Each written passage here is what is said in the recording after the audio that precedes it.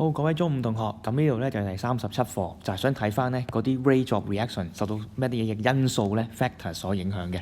咁呢度咧就會有4個因素咧，4個 factors 會影響緊嗰啲 rate of reaction 嘅，分別就係嗰啲reactant 嘅 concentration 啦。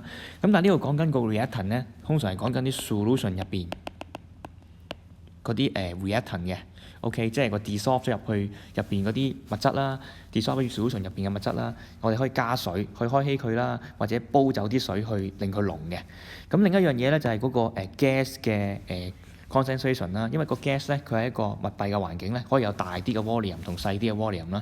如果啲 gas 喺個細啲嘅 volume 入邊咧，佢個濃度就會有所上升㗎啦。如果一個大啲嘅 volume 入邊咧，佢個濃度就會有所下降。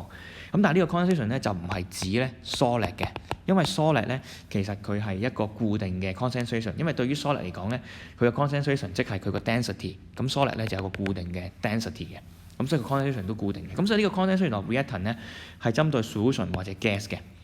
咁第二個因素咧就係講緊嗰個 reaction mixture 嘅溫度。如果溫度高啲嘅話咧，咁個 reaction 就通常會快啲啦。咁啊，如果個溫度咧下降嘅話咧，咁個 reaction 通常個 rate 就會慢啲啦。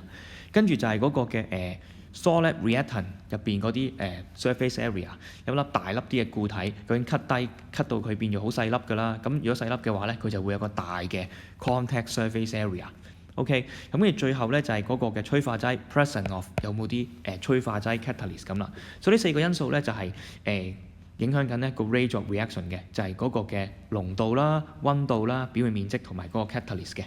OK， 咁我哋咧就有個 theory 咧就叫撞擊嘅 theory，collision theory。咁 collision theory 咧就話俾我哋聽呢個 reaction 咧究竟能夠發生定還是唔會發生嘅。咁個 reaction 點樣會發生咧？咁佢就有2大嘅條件嘅。第一個條件咧就係個 reactant particle， 即係嗰啲 reactant 咧要一個好高速嘅撞擊。OK，collide at high speed。第二樣嘢咧就係嗰啲 reacting particle 咧就要 collide 喺一個適當嘅方向 ，right 嘅 orientation。OK，咁所以第一個因素就係話嗰啲 reacting particle 咧就要 collide at high speed。high speed， 咁佢點樣為之 high speed 咧？就係話嗰啲reactant particle 咧要有個足夠嘅能量，而個能量要高過咧一個能量叫做 activation energy。咁咩叫 activation energy 咧？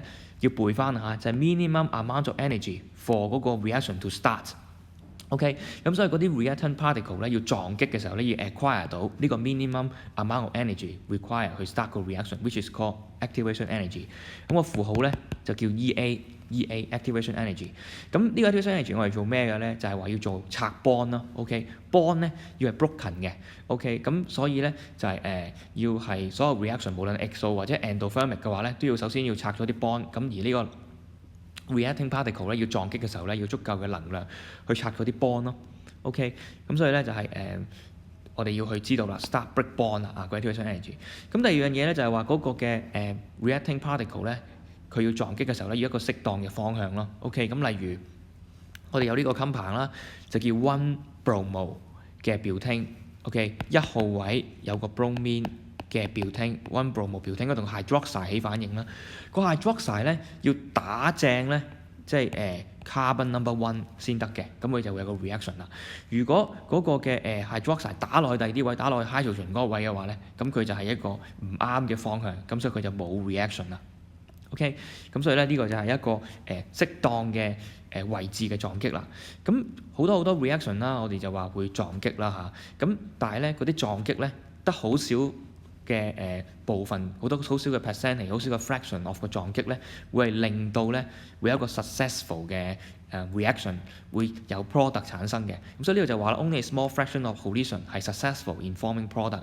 咁而我哋形容嗰啲 successful 嘅 collision 咧，就叫有效撞擊 effective collision。OK， 咁如果佢係一啲冇效嘅撞擊嘅話咧，咁佢就係冇一個reaction 出唔到 product 啦。咁一個 ineffective 嘅 collision 可能係嗰個嘅reacting particle 個撞擊嘅速度唔夠快啦。